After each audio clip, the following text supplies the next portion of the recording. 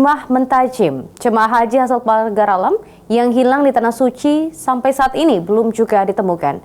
Pemerintah Indonesia bekerja sama dengan pemerintah Arab Saudi masih terus melakukan pencarian selama 6 bulan dari batas akhir operasional haji.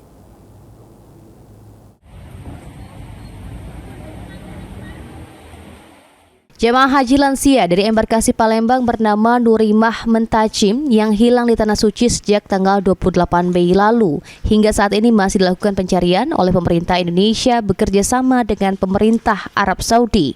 Humas Kementerian Agama Provinsi Sumatera Selatan, Abdul Kudus mengatakan pencarian telah dilakukan sejak Nurimah terpisah dari rombongan dengan melakukan penyelusuran di rumah sakit dan lokasi lainnya. Untuk proses pencarian akan dilakukan selama 6 bulan dari batas akhir operasional haji di tanggal 12 Juli.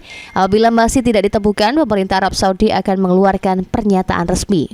Tahun sebelumnya di tahun 2023 itu jadi ada waktu sekitar 6 bulan ya, sekitar 6 bulan dari selesainya operasional haji.